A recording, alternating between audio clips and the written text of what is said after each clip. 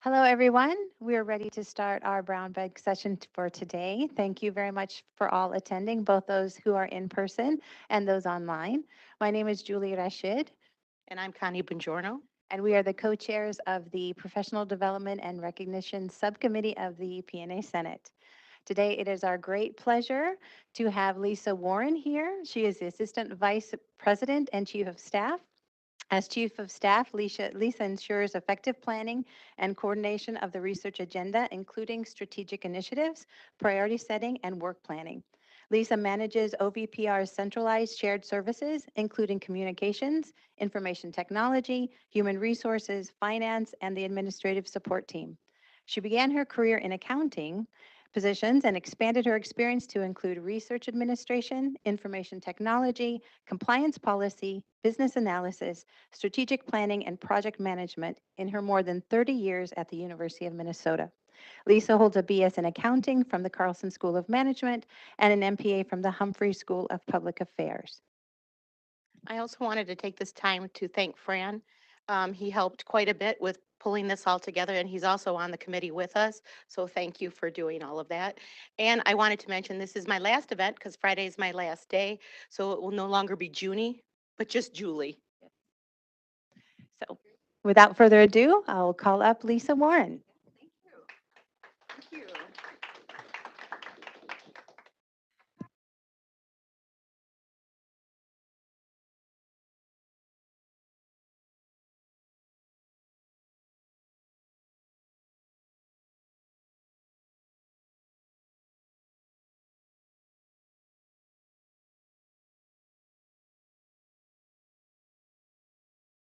How's that? Thank you. I would like to, or at least over the next hour, show you from those 30 years that I've been here, what I've learned about leading up at the university. So I'm really excited. This is a topic I really enjoy, and I'm hoping today we can have a lot of fun with it, as well as learn some things along the way too. I have a cord that I'm straddling in the middle here, so if I trip, it means I'm not doing very good at talking and walking, which probably a lot of people don't do. We have people online, so I just want to mention that not only welcome them to the presentation, but also when we have these conversations at the end where I'm going to ask for some examples and questions, that we remember there are folks online and we might have to repeat questions and that kind of good stuff. So my thanks too to Julie and Connie and Fran for bringing or asking me to do this topic, because it is one of the funner topics I get to talk about. My day job is not this. My day job is actually doing all those things that were read off here in the introduction. But I'll tell you that this topic every day is what helps me get my job done in a way that I feel at least I can go home at night and feel like I've really accomplished something or helped my boss and the organization do something well. Hopefully by the end of this session, you'll examples I'm presenting will help you. One of the things I hope you grabbed on the way in, or for those online can pull up at this point, there is a handout that's called a influencing tips sheet and then an action page. And I borrowed this page from the Office of Human Resources, which is another part of my job. I'm a HR consultant and lead for the Office of the Vice President for Research. But these are materials that I really find helpful, because it has you, at least at the beginning of a conversation like this, start thinking about what questions you might have about the topic, and then things that you might want to learn yourself afterward when we go. Because certainly in an hour, I'm going to tell you right off the bat, this is a deep topic, and I'm going to cover just the very basics of it. But hopefully I'll tease enough of these topics that you'll find it interesting and look into it after this. So basically on the agenda for today is coming up with a working definition, starting off at least on the same page about what is leading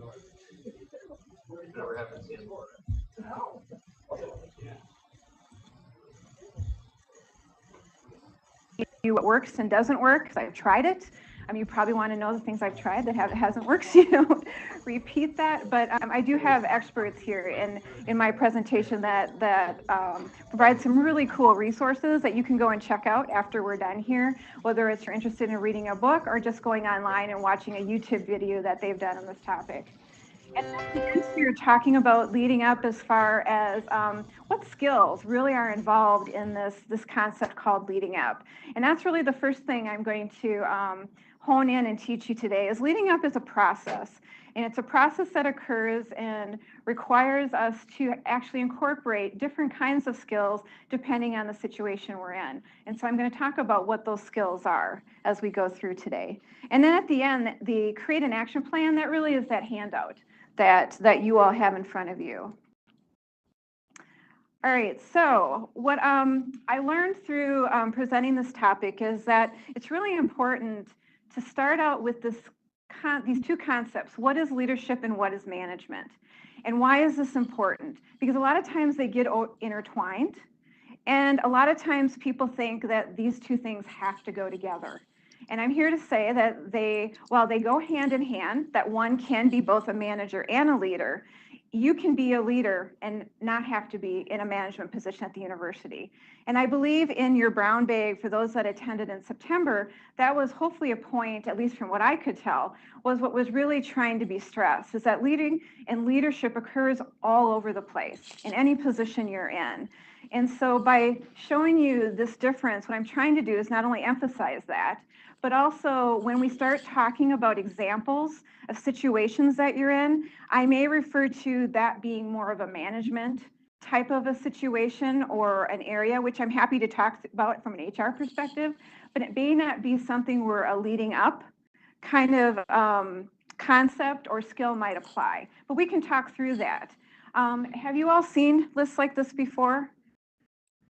Shake your heads. I think this is great. This list comes from Warren Bennis. He's the pioneer scholar of leadership study. So it's a great source. I refer to it always, but it's going to help, I think, with today with kind of grounding us in what this leading up idea is.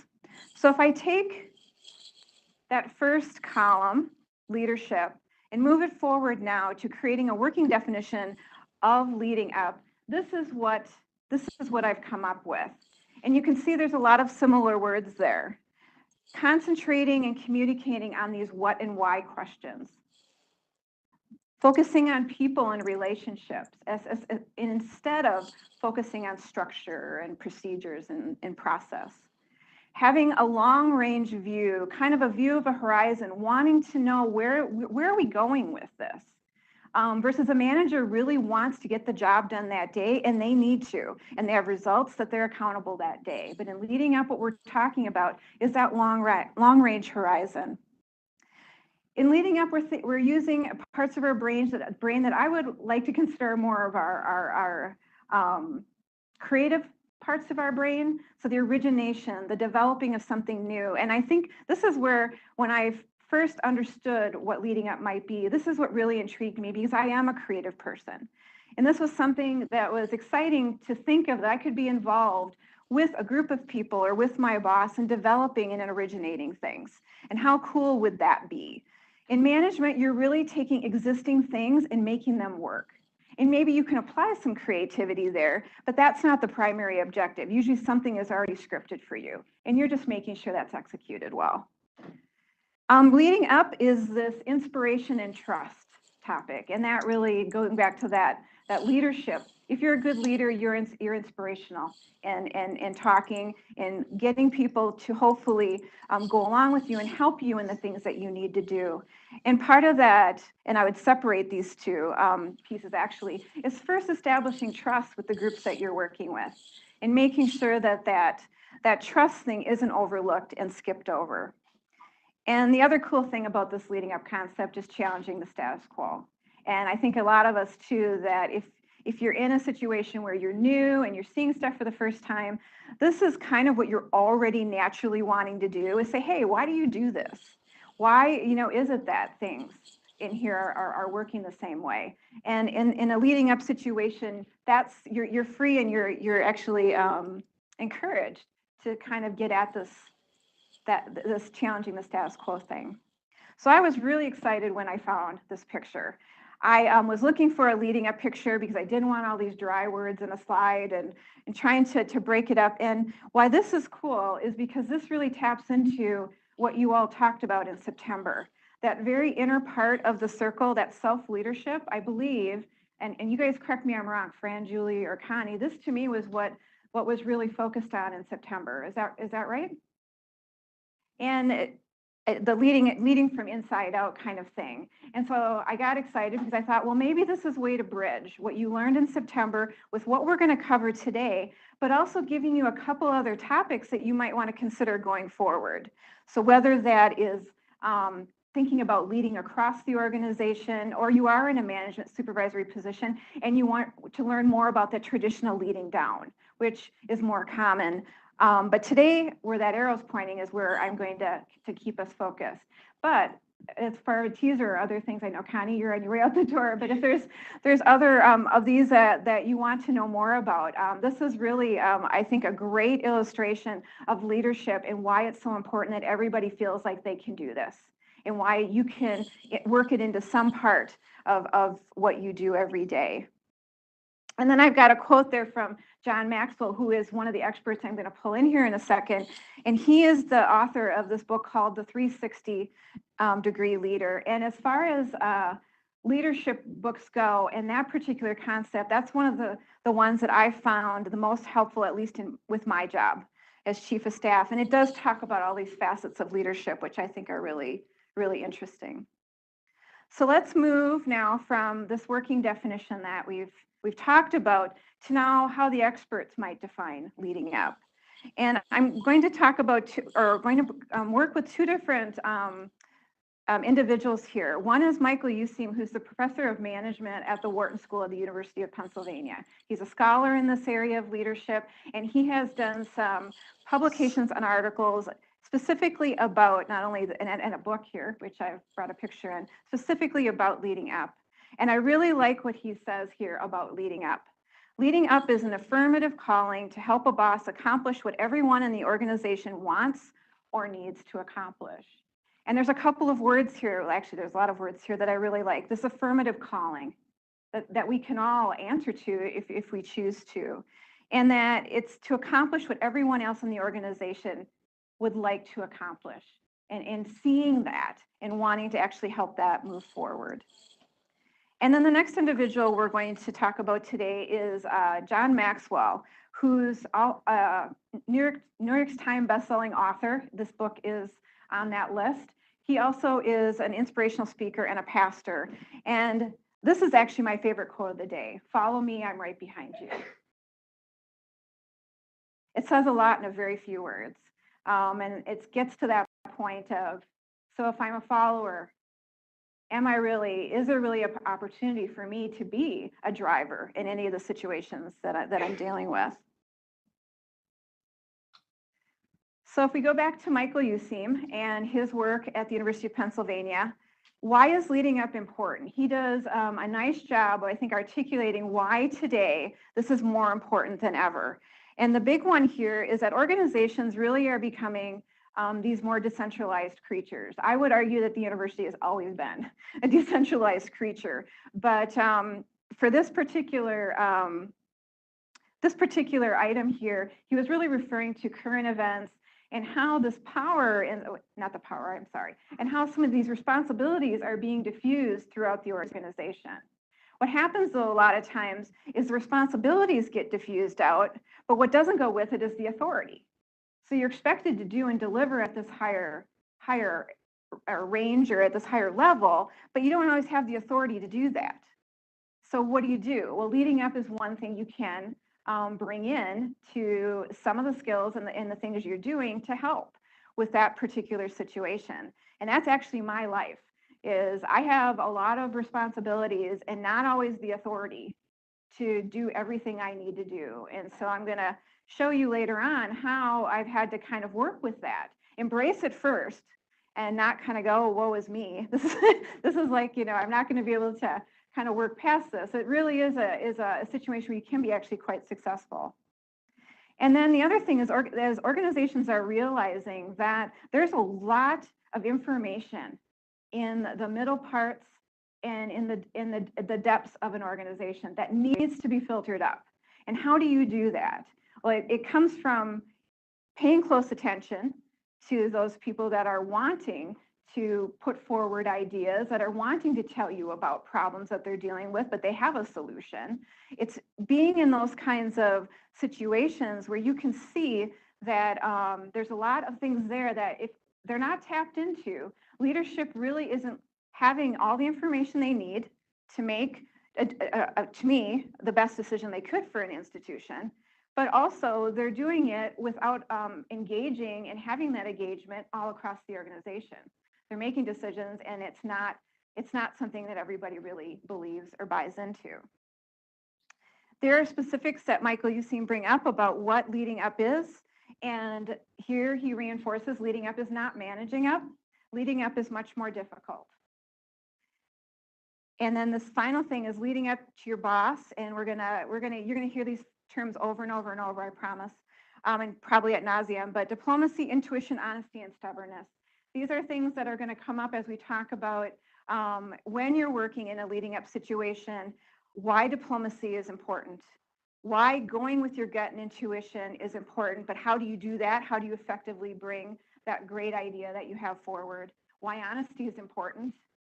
And then this last thing, stubbornness. I have to say I'm not a stubborn person, so I haven't deployed this particular one, but I work with folks that actually do it quite effectively.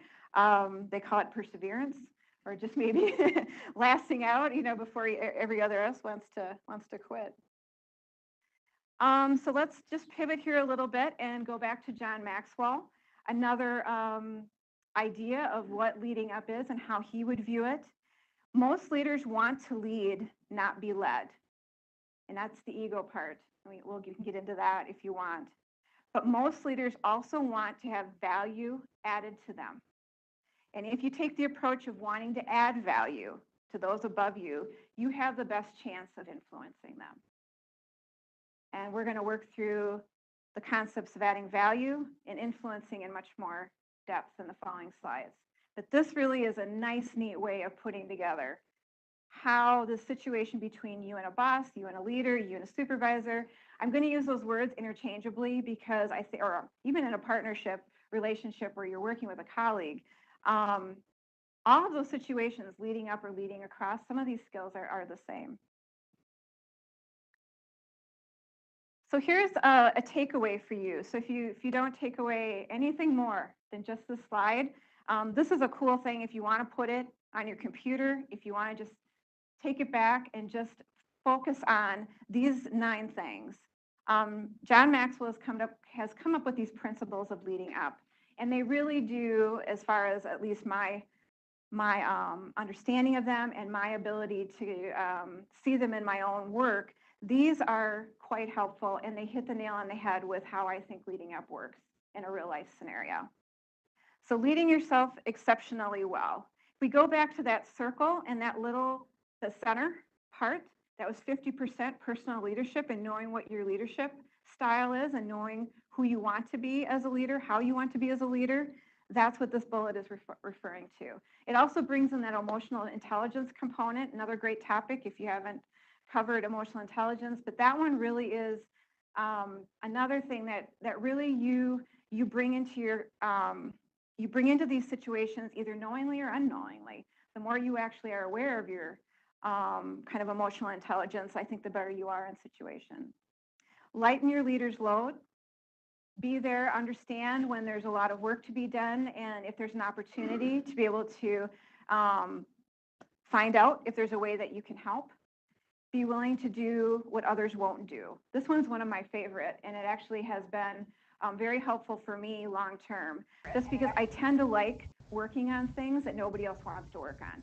I tend to gravitate to them. And if you're that kind of a person, that's like works to your biggest benefit with leading up, because people like folks that step up and want to do maybe the stuff that's not so much fun. I get that all the time. That might not want to be your favorite course of action, but I really do think that does put you in front of people. It does get you seen, it does get you in situations if you're trying to get on committees, or you're trying to, get projects that maybe are getting assigned to other people. This is one of those things that'll help you do that. Do more than manage, lead. That's, again, going back to the difference between management and leadership. Invest in relational chemistry, and I'm going to get to this concept in different ways in the next couple slides, but it really is looking at the relationships you've built to this point, and if this is an area that you want to focus more on for yourself, this leading up area, what other relationships do I have to build or create for myself to be able to effectively do this, to effectively lead up? Be prepared every time you take your leader's time.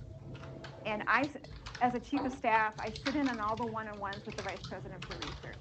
And I will tell you, half of the people come in to the meetings with the vice president, and they do not have an agenda, and they are not ready to take on that hour that they have with him. And that's the only hour they get with him for a whole month. And I'm sitting there going, wow, a waste of such a valuable opportunity where you could cover some pretty tough things. And what I see happening is they start shooting off the top of their head their problems of the day, which might help them that day, but it's not maybe helpful with a longer term issue or problem that they have. So being prepared when you come in and you're taking that time. Know when to push and when to back off. And this really gets at that relationship you start building with your supervisor or your leader or whoever you're working with at this point. And I want to bring up this concept of project managers because I do have a project management background, and I don't know how many in the audience that is your background as well. All of this stuff helps with being a good project manager as well too, because you're kind of in that same spot where you have to get a project done, but you have to influence and you have to figure out how to talk with people that you don't necessarily have authority with and get them to do the right thing. But this is where I learned through that project management part of my life, when to push and when to back off. You may be really excited and you may know that this is the right thing to do next. This is absolutely the right thing to do next. This is what we should be working on. And you're trying to explain that to the person you report to. And their eyes are glazing over, or you can tell that they just came from a bad meeting and they're angry and they've already spouted at you about all the different things are wrong. That's not a good time to maybe bring up that great idea of yours. But in order to know what those times are and not, you really have to work that and understand that relationship, because some people aren't that easy to read. I guess I've been blessed with being able to work with 3 people in my job here as chief of staff that actually were very direct and fairly good at articulating when they were interested in hearing an idea from me and when they weren't. And I didn't take it personally. I'm like, cool, I'm going to come back, try this again another time. And because they trusted me, they knew that maybe what I was going to tell them about was something important, but they also knew that I'd come back when the time was right. Become a go-to player, that really goes back with doing what others maybe don't want to do, but really be there to take on some of those stuff when there's a lot of extra work to be done. And this one I found interesting. It's like the golden rule, right? Be better tomorrow than you are today, Girl Scouts. Be better. So I think that was more of an obvious one, but John Maxwell thinks that's pretty cool. All right. Now I'm going to move into just some true and false kinds of examples, because I want to find out, at least at this point, what questions you may have based on what I've already presented, and then also to help apply maybe some of the things that we just talked about in a real life situation. So the first question is, we find our dream job minus the dream leader. Is it still possible to lead up? Does anybody want to try answering that? And these folks over here know my slides, so they.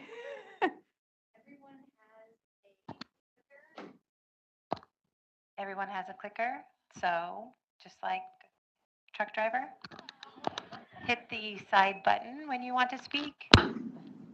Release when you're stopped. That's really fancy. You guys got a lot of power out there. I'll take a stab at it. Thank you. I would say yes, because you're trying to develop a relationship and trust and confidence with the new leader. And so, yes. Absolutely. Okay. You're spot on. I would say more often than not, you can find your dream job and you probably won't have your dream leader. But they're probably, okay, right? I can work with this person. But the other one important thing that you really said is that you can still have a successful relationship with that person.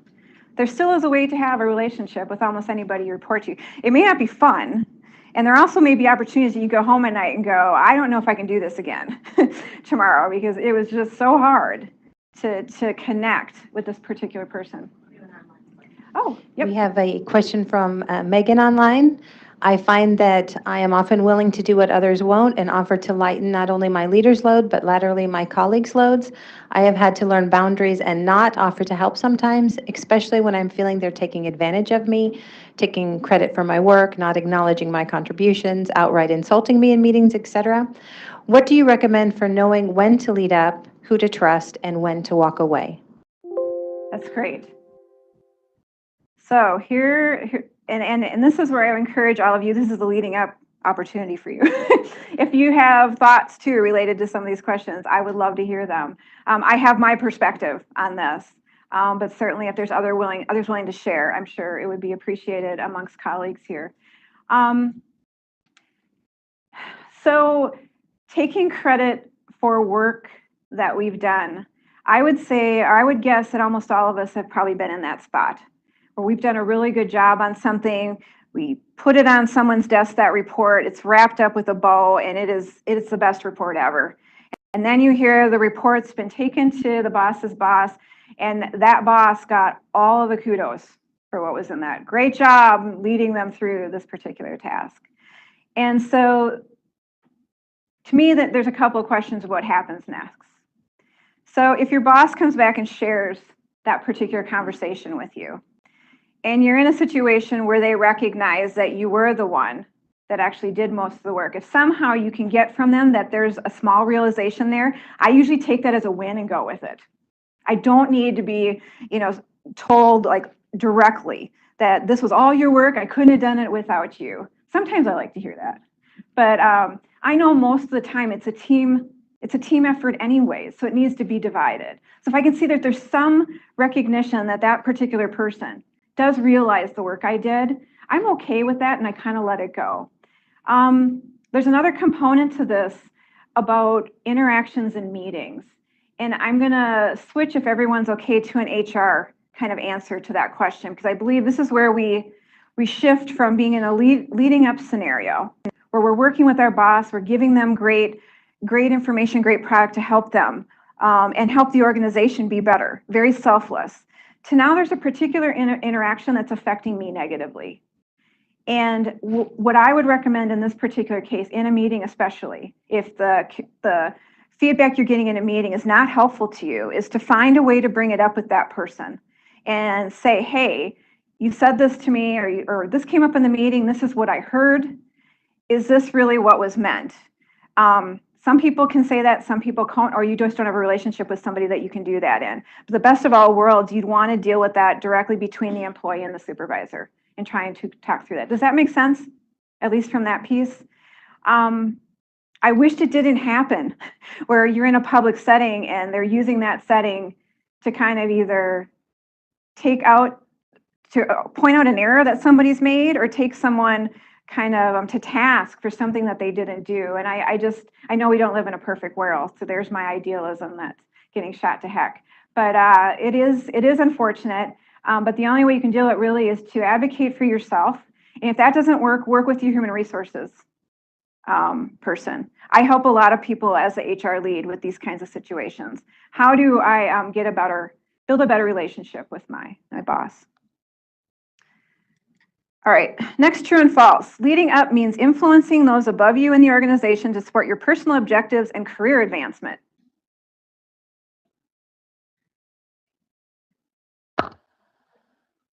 Anybody want to take a stab? To some extent, yes. To some extent, yes. But not exclusively. I like that. Here's why I like that. The reason you're having a career is for yourself too. You shouldn't be ashamed of that. Exactly. But nice feedback. I like that answer a lot. the true, if you have to go true or false, you can't say maybe. The answer is false. You really shouldn't be doing this primarily for this reason only. But you're exactly right, that you're an individual and you're looking for some personal benefit about this work you're doing for the organization, right? I'm being selfless, I'm putting myself out there, I'm getting all this stuff done, I'm being, the good citizen and doing everything, but I do want some recognition at some point, and I do want some personal benefit. So that piece, if I'm hearing you correctly, those pieces do go together. But usually the first thing has to happen before it, and then the other thing will happen following or behind it, generally.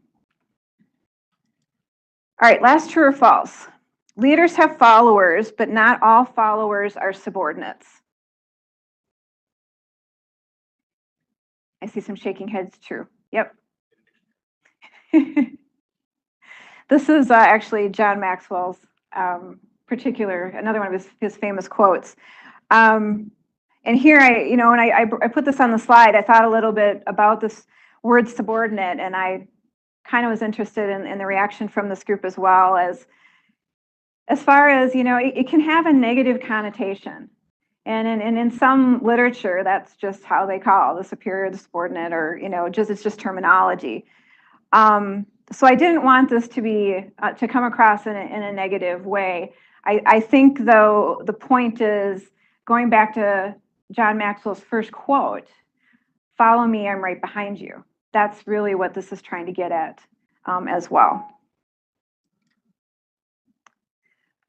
All right, so now we get to the really, more practical advice from somebody who works in a situation, like I said, where this is required almost on a daily basis. And what I want to do is start out with what I think are the three basic or three key ingredients to leading up. And these should be in your portfolio regardless already of whether you're talking about a leading up scenario. Effective communication, listening more than talking, and fostering relationships. And these three look super easy, and they look like, duh, I do these. Most of the problems I deal with in my office are ineffective communication, people talking over other people and not listening, and not considering the relationship they're building with that person by whatever behavior they're doing. That they have so for example, they need to work with this person on a long-term basis, but they're kind of forgetting about that, and they're not treating that person well. And so having to kind of reinforce that you've got to be in this for the longer haul. This current interaction, maybe a person was having a bad day, or maybe they're just having a bad part of their life right now. And so think about kind of these things in a way, at least how I do, is just things that while they may be duh and they may be obvious, that these are probably the things that'll trip us up the most and work the hardest on these three. Yep. I have a comment from online that actually popped in a few slides ago, but Okay. I think this might be a good place to insert it. Sure. I think most times you can influence and work with people, but on rare occasions, I find personalities that I reach a point where I don't want to try anymore. Yep.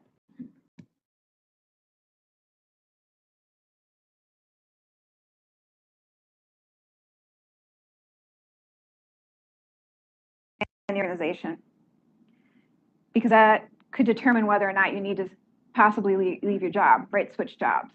So if that was a scenario for me, and it was, I'm a chief of staff, so I have to understand my job is working with the vice president, and if the vice president is that person, you try these things though, or there's a whole bunch of things you try before you consider that. But if it gets to be, and I know that this happens, that's why I'm trying to get at the reality of this, there are times when it's just not going to be a good connection between a chief of staff and their boss.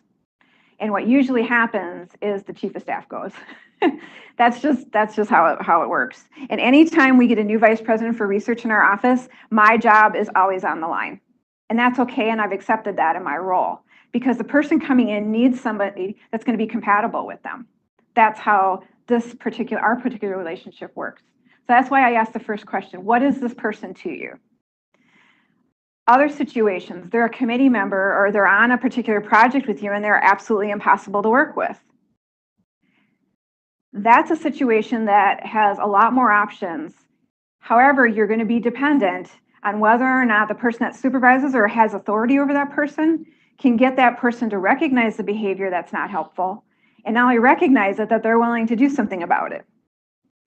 And again, we're kind of getting into HR world, and there are situations where I've had to bring in the Office of Conflict Resolution. And again, this is getting into conflict resolution, not leading up. So I'm kind of trying to bridge both areas here.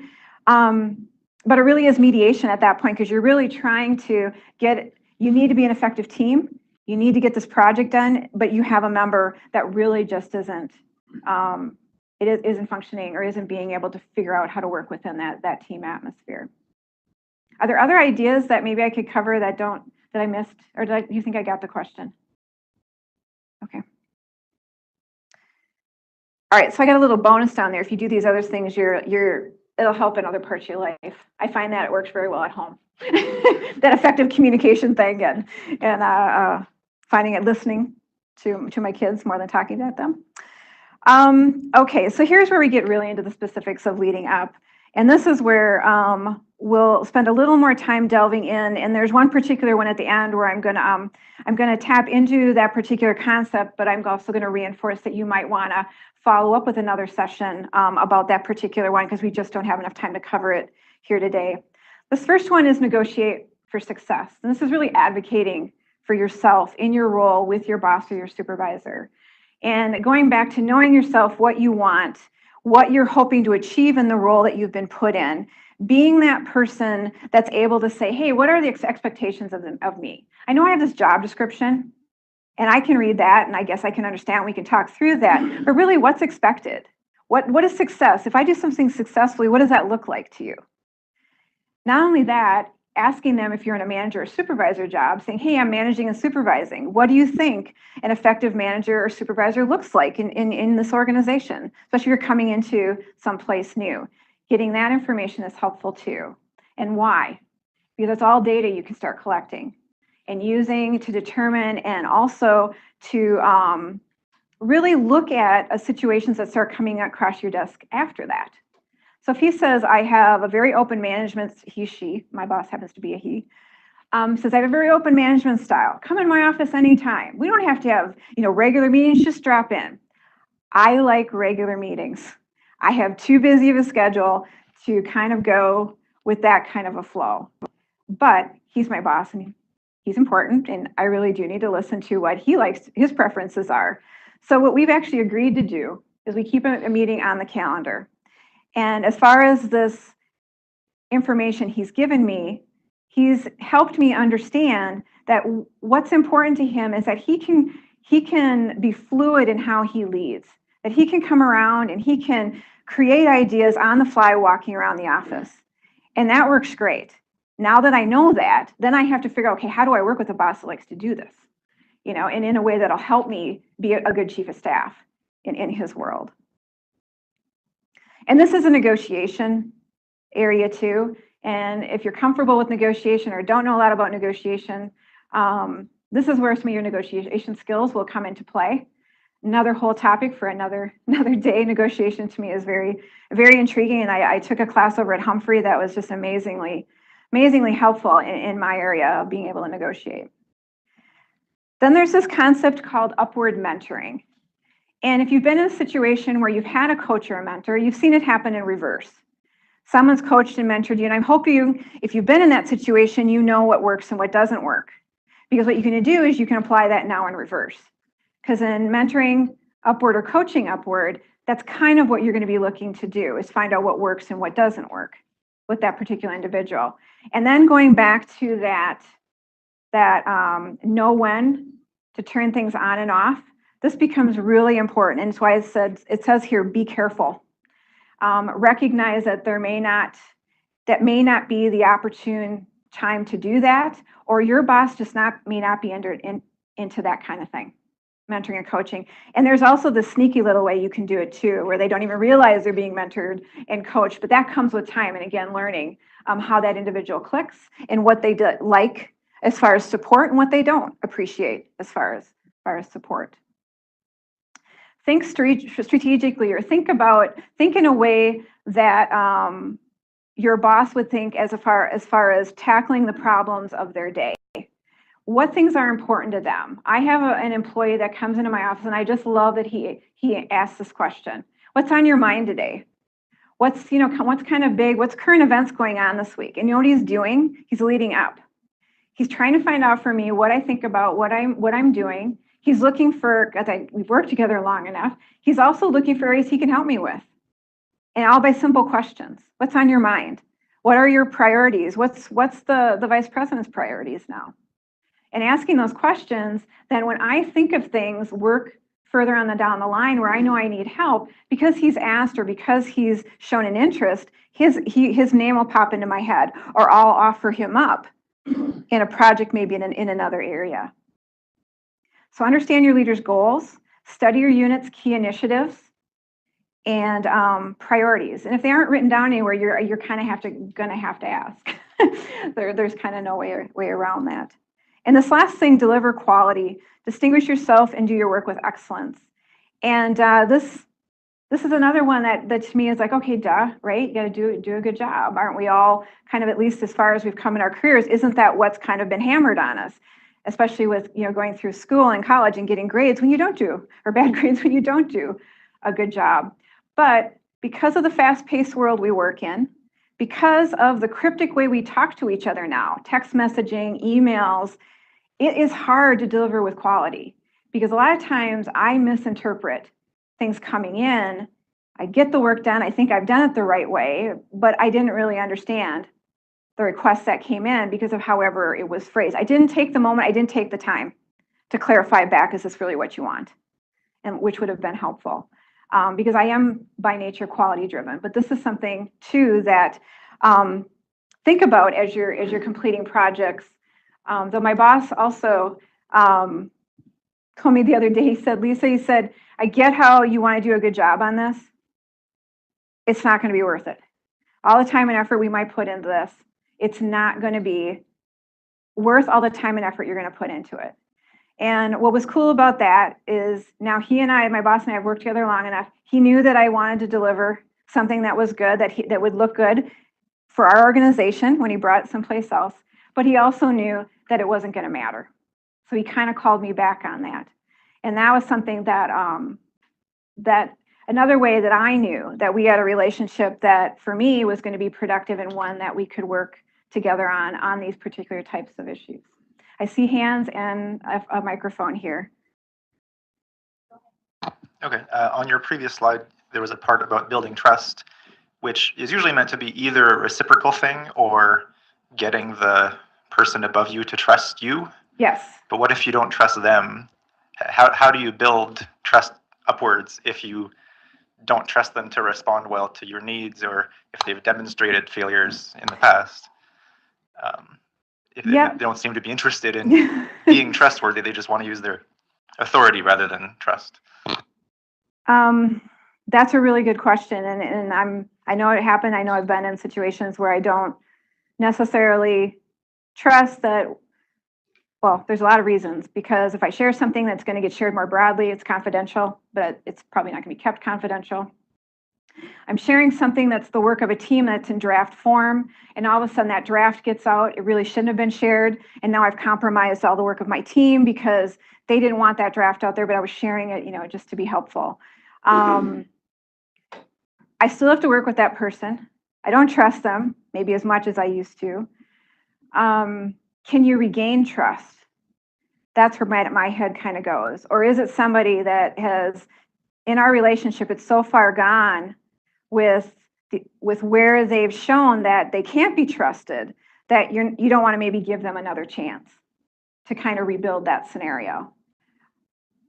That's an opportunity to have a frank conversation with the person. Just say, I can't share things with you because I don't trust you. When it's your boss, you just don't share things with them. I mean, that's kind of the behavior pattern that'll occur. Mostly because you probably want to keep your job, but you also know that he can't keep things. It's he. I'm sorry, I'll keep saying he because that's what my job today. Does anybody have any thoughts on that trust? It's a tough one.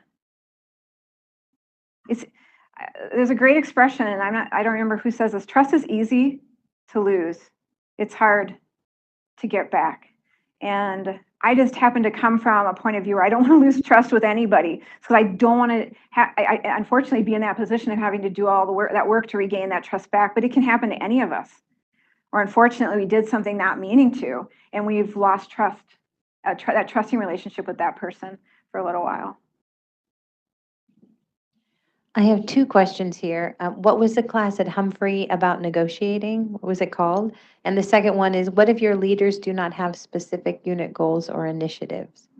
Right. The class at Humphrey, I believe, is called Just Negotiating. Margaret Anderson Kelleher teaches it.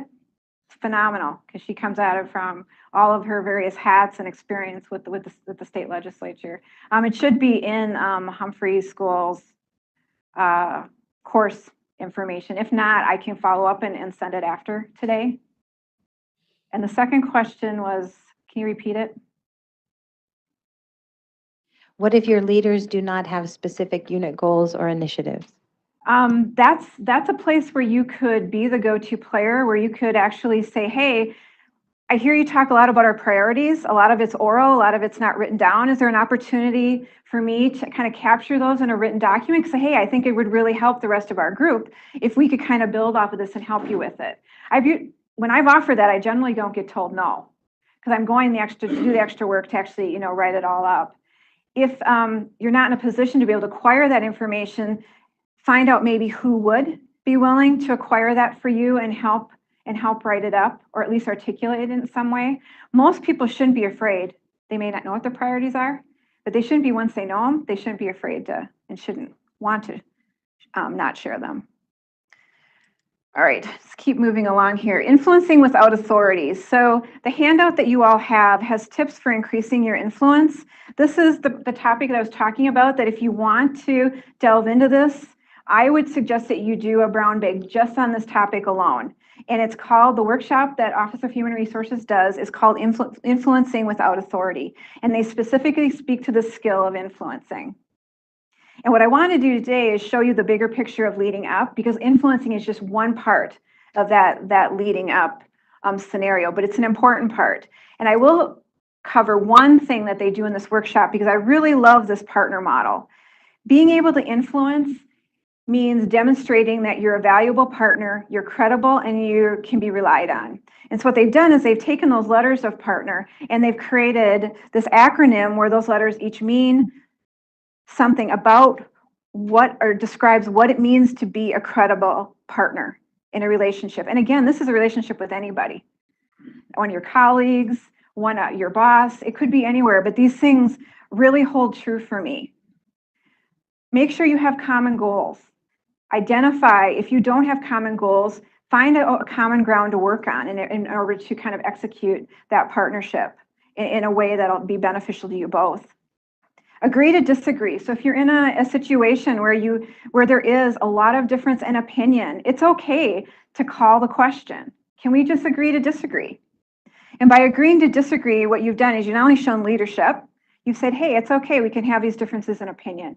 And it's okay for us to bring closure or have closure here. And then what we'll do is we'll take these differences in opinion and we'll figure out what to do with them moving forward. Will someone vote, but you take it up to the higher level authority, but really understanding what it means to agree to disagree. If you're a project manager, you know how important this roles and responsibilities topic is. Because if you're sitting around, or even in the small group theory, if anybody's taking a class on that, this is going to naturally happen if you don't yourself call out kind of what is everybody's roles around the table and what are we all supposed to be doing. And I'm imagining that you've been a part of groups where you're sitting around the table going, I have no idea why I'm at this meeting, what I'm supposed to be doing, and what my role is here. And so being that person, or being someone at the table that either calls that out or is helpful in getting that message across. Trust, we've talked about trust already. Networks, nurture your professional networks and learn how to navigate the used social systems. And this is where it's figuring out now with leading up, are there other groups maybe you should start tapping into and asking if somebody can introduce you into that group? How can they help you with acquiring more information, be able to be more successful in your job? The E is for ego here, and just reminding us to keep our egos in check. This really should be about helping other people succeed and the ultimate good of the organization, but not forgetting that this also has to benefit ourselves. And hopefully by doing one, the other will come along. And then we've already talked about results, delivering these results. So now I want to get into scenarios. These were collected ahead of time. And so what I've done here, and I'm sorry, this slide's really worried. I don't usually do this, but I just wanted to capture the words as they were sent in. So this first scenario that I got, and I will go back now and use and hopefully bring up some of the things we've talked about today as far as what leading up is. I want to be recognized by the boss's boss. So I guess I ask all of you now, after what we've talked about and seen today, how could you approach this? If you're advising me, how might I approach this wanting to be recognized by my boss's boss? Anybody have any thoughts? I'd seriously question why. Does it matter? Yeah, I would have that same question too. I also don't know that this is human nature. At some point, you do want some recognition. Not all of us have the same need for it or the same, sometimes when people are recognized, that person shrinks under the table and it's like, okay, no, this is not me. I don't want to be called out. And I kind of think, what does it mean? What does it mean to you to be recognized by the boss's boss? Do you want to meet with that person, or do you want a letter, thanking you for your accomplishment? Do you want a gift card? What do you want? Yeah, exactly. Well, I think if you're just talking about appreciation, you need to think about who that person is and what's important to them about what you do. So one valid reason that this might be the case is that you are trying to eventually have the job similar to that your boss has, maybe not your boss's actual job, but move into that part of your career. And there have been times in the past where I've gone to my boss and had an honest conversation that I'm ready to take the next step in my career and can you help me? And sometimes the answer to that is having a conversation with the boss's boss. But as long as your boss facilitates that or is aware of that, it's generally a positive, as opposed to otherwise, if you just go to the boss's boss, you're going to create a problem. Yeah, go on the around game. Yeah, end around. Oh yeah, that's it usually doesn't end up in a good spot. But I like how you rephrased it. I think that's a great way to think about it. That eventually I might want that job that my current boss has, and what's it like to work for the boss's boss? Because maybe I don't want that job if the boss's boss is just not a good person. I might want to stay where I am, at least for a while, until that next layer maybe turns over and around. At least in this place, we seem to have a lot of churn. So I took a stab here, and you guys have already captured most of this, but being effective with your leading up opportunities can result in this. So if leading up, what you're doing is exercising that piece as far as social networking, finding people that maybe hang out with the boss's boss, and you end up in a situation where you're in a presentation where they're presenting and they introduce you to them. All of those are good things, and kind of working that network. And then also kind of looking at ways to get on committees where that boss's boss might be on, and that's actually gets into this next one, because it could happen where there's a committee out there and that particular individual is chairing that committee. So then an opportunity might be for you to be the one that's recommended for that committee, so you can get to see how that person's work by observing them as chair of the committee or as the project lead. So this one really is, and again, putting it out for everybody here to think about. An employee sees that they are being overlooked for committees and projects, even though the person has the skills, interest, and time to stretch their skills. How might they build their reputation so that they are considered when committee members are selected? The people that come to mind when I'm thinking about populating committees are the go-to players, are the people that are in my office asking questions about, hey, what are the priorities? How can I learn more about what the priorities are here? That icky project that no one wants to do, I could do it. Those are the people I tend to think about in those kind of situations. And they tend to also be the people that really are coming in every day and giving 110%. So the quality, you're going to see the quality piece as well. So all of those different characteristics that we talked about earlier, you're going to start seeing coming through in that person. And those tend to be the people, when I'm asked to give names, that come come to my mind. I know too often around here, we tend to put the same people on the committees over and over and over. And when I see that done, at least I look out for that and try to mix things up, because that really is not helpful for the institution to kind of take the same people that tend to be on committees and just, they're kind of the committee people. You know, we need somebody for here, let's just put there because they're already, you know, used to doing that. To me, that's a sign of that's an HR problem, an ineffective supervisor or a particular leader, and not thinking a little bit more diverse about how to attack some of these problems. Any thoughts on that one? I can pull up my answer. Kind of getting close on time. If we go back and look at the N in the partner model, which is the networking piece that I just talked about, being out there. Also, what's helpful is if the people on this committee already have worked with you in different areas, they may say, hey, you have to go get Fran. I've worked with him in this other stuff, and he's the right person to put on this committee. See if you can get him on the committee. And that's where your social networking really will help, and them actually bringing your name up for you. And then this last one. A manager makes overarching decision to change the name of a major program without taking into account the details of what it takes to execute the decision.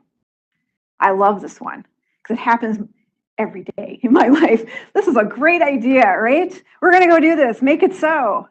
And your brain's going, it's not that easy. You know, there's like 100 things we got to figure out before we actually make it so.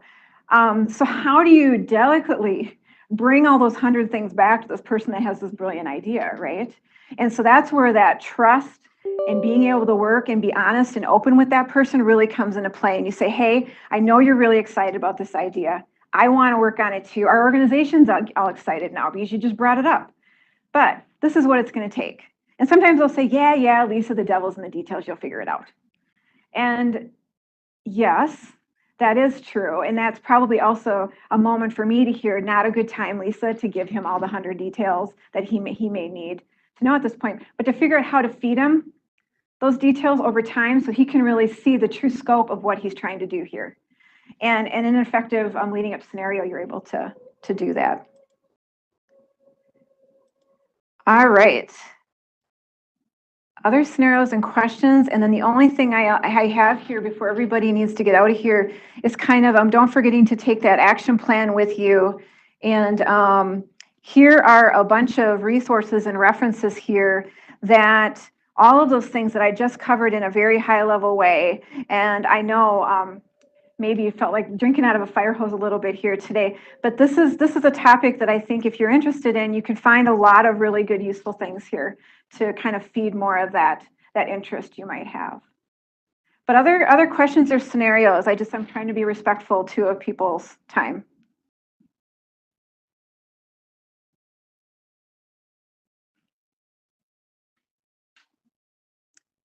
None. Anything from online I'm taking? No?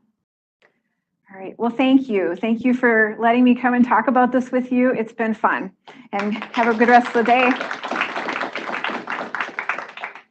Thank you very much, Lisa. That was you're a welcome. Wonderful presentation, you. and I think you gave us some hints and some tools that we can use further on. If you like this presentation and are interested in participating in PNA Senate or becoming a PNA Senator, please go onto the PNA website. You can contact the Outreach Committee and they can hook you up. If you want to be on a subcommittee, even if you're not a senator, most welcome. You can also attend our Senate meeting. So thank you very much. Those who are here and everyone online, have a wonderful day. And that's all for today.